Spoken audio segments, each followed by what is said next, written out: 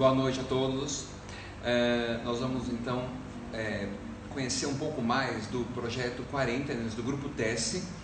E para a gente conhecer um pouco mais, a gente vai conversar com todo o elenco, com todos os atores do elenco, que esse projeto realmente está todo mundo querendo saber, todo mundo perguntando, está incrível, né? Então eu vou entrevistar primeiro o Alexandre Magno de Castro e depois a gente vai entrevistar a Nelma. Boa noite, Ale, tudo bem? Boa noite, Bira. Boa noite a todos. Eu queria que você falasse um pouco de você, da sua história com o teatro, com a atuação, que você comentasse um pouco sobre você. Então, meu contato com o teatro sempre foi muito vinculado à escola, né?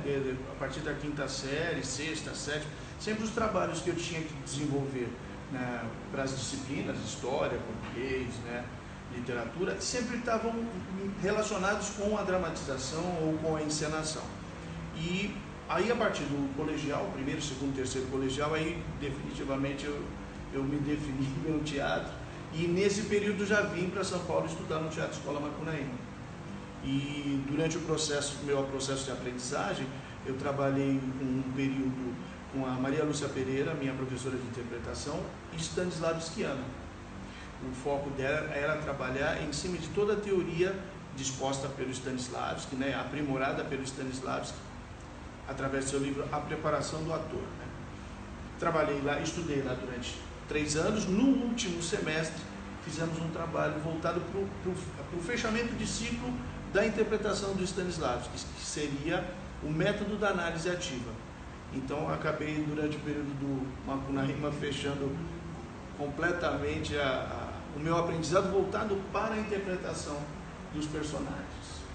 Interessante.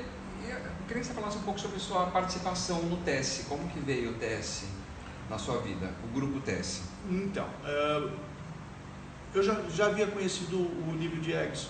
Somos amigos de Santos, começamos a fazer teatro em Santos. Ele tomou um caminho da IAD, eu fui para o Teatro Escola Macunaíma. Depois do Teatro Escola Macunaíma, trabalhei com Antunes Filho, num processo de 2 anos que passou pelo Paraíso Zona Norte, depois Nova Velha História, com Chapeuzinho Vermelho, e até Trono de Sangue. Em 86, fiz um curso, uma vivência com o mestre Grotowski, que esteve aqui no Brasil em 86, para apresentar o seu discípulo, né? O seu assistente de direção, que ficaria no lugar dele. Ele havia estado muito doente, tinha um câncer e tal, um câncer terminal. Um ano depois ele falece e fica esse assistente no lugar. Então, durante esse aprendizado, foi sempre voltado para a interpretação dos personagens. Em 2012, como eu disse, o Nível, a gente já se conhecia de Santos, e eu acompanhava o trabalho dele, me chama para integrar o grupo de professores da oficina de atores. E aí a minha aproximação com o Tesse. Desenvolvemos vários trabalhos aqui, em cada uma das 5 oficinas, né? Mas ainda não era o momento de compor o elenco do Tesse. Muito trabalho na área pedagógica da oficina, então esperando o melhor momento. Quando o Tesse começa a fazer as leituras dramáticas, da qual você participou, que é o Guerreiro, que eu estive lá, inclusive, assistindo, a convite do Nível para integrar o grupo. Aí, a partir daquela Foi uma mostra linda, né, no Céu de Cardoso, né? Foi bem legal. E a partir daquela leitura dramática, bateu o coração. Agora eu vou ficar. E aí vocês estão com esse projeto lindo, né, o Quarenteners, né? Que ele traz pra gente, então, um pensamento, né? Ele cutuca a gente com um pensamento, ele mostra pra gente coisas que estão acontecendo na vida, no dia a dia, principalmente com a pandemia, né? Queria que você contasse um pouco pra gente, então, sobre o projeto. O que me aproxima do Quarenteners, né, quando veio a primeira ideia? É sempre no sentido da gente, quando vai interpretar um personagem, né, ou criar um personagem, aproximar o seu personagem da leitura que as pessoas têm do que ele faz, de como ele vive, de como ele se comporta, né? E quando veio essa pandemia, em março, o grupo teve que paralisar as suas atividades presenciais, mas continuamos nos reencontrando pela internet, né, em reuniões online. e discutindo justamente os nossos problemas, os problemas dos outros quarenteners, né, que moram nos condomínios em que a gente ocupa e tal, cada um de nós, trazendo essa nossa experiência, como as pessoas estavam vivendo essa pandemia, esse afastamento social. E aí começou a surgir o texto, né? Então o Quarenteners é um pouco do retrato de todos nós, e a tentativa de mostrar como nós estamos levando essa pandemia. Ele traz a realidade, né, do que está acontecendo para... durante esses 8 a 10 meses, né, a gente está vivendo essas experiências de afastamento físico e ao mesmo tempo emocional, profissional. E é interessante quando a gente assiste a cena, a gente se identifica com alguma coisa, né? Passa por todos nós. Passa por todos nós, né? Então está tendo muita discussão em casa, mas é com o marido, não, é com outra pessoa do familiar, né? Então é o problema do trabalho, né? No acesso virtual, então é muito interessante.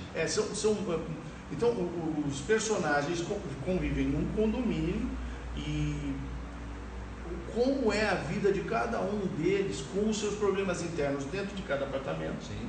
A Nelma vai poder até falar sobre isso no personagem que ela representa, tem o companheiro, convive com ela, mas também nos vizinhos de corredor, nos vizinhos de andar em cima e embaixo, barulho, aula online, trabalho em casa, isso. Enfim, essas coisas, esse momento de pandemia e a gente no meio disso tudo. Então conta pra gente as suas participações no Quarenteners. Quais personagens você fez? Um personagem, fez 2 personagens, né? Pelo que eu vi. Fiz dois. E quais são os personagens? Conta um pouquinho desses personagens. O primeiro é o José, que é o síndico do condomínio, que é quem tenta apaziguar todo mundo ali, todas as dificuldades, e tenta se manter também, inclusive como síndico, né? Porque afinal de contas o síndico nunca se gosta do síndico, todo mundo é doido para tirar o síndico da posição que ele ocupa, que é uma posição de poder e tudo mais. E então ele tenta compor com todo mundo, manter as pessoas organizadas, o condomínio organizado, para passar por esse período de pandemia. Ele tenta ser justo, a vida dele é o condomínio, então ele vive em função disso. E o Jota a princípio não era para eu fazer, mas o Jota é um agiota, né? Um agiota, e eu gostaria de fazer ele também, propus para o Nível falou, não, 2 personagens, né, tem esse problema do signo, né, da imagem do rosto. Sim. Como é que você vai lidar, você é um cara e depois fica meio fake, você compor teatralmente, né? Aí eu falei, não, então faz assim, eu vou propor alguma coisa e aí depois o elenco inteiro, né, vai poder falar, olha, não gostei, acho que não tem nada a ver e tal. E aí me veio à mente e fazer só a boca dele, né? Porque o que interessa são as coisas que ele fala e a forma como ele fala, como ele coage as pessoas que estão devendo para ele, né? Nesse momento de pandemia, onde dinheiro, né, a gente gasta dinheiro o tempo inteiro, então precisa de dinheiro o tempo inteiro. Foi isso. Que legal.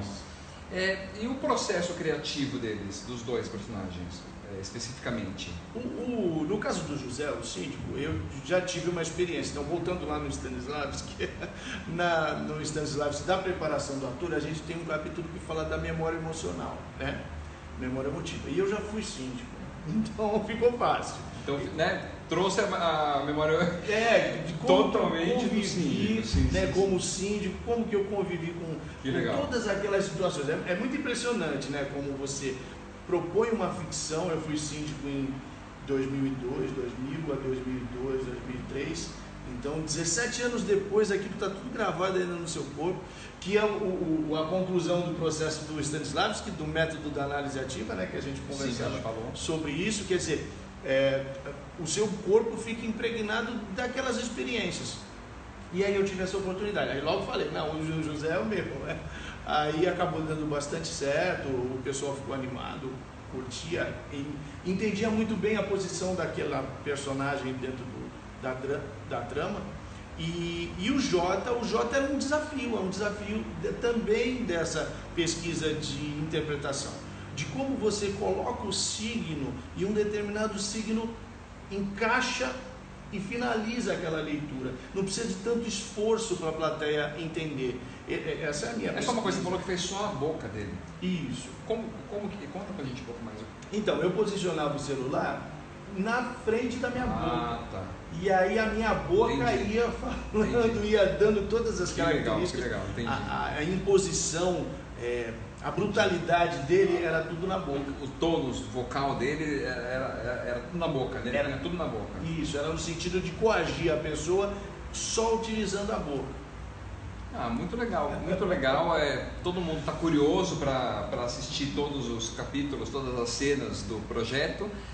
Fico muito feliz de você aceitar e conversar com a gente mais para divulgar para todo mundo. Também. Muito obrigado, Ale. Muito obrigado. Boa noite para você. Eu aqui te agradeço, Bira, de você poder abrir esse espaço para a gente estar conversando e estar aproximando o público novamente da gente. Exatamente. Assiste, hein? Boa noite, pessoal. Boa noite.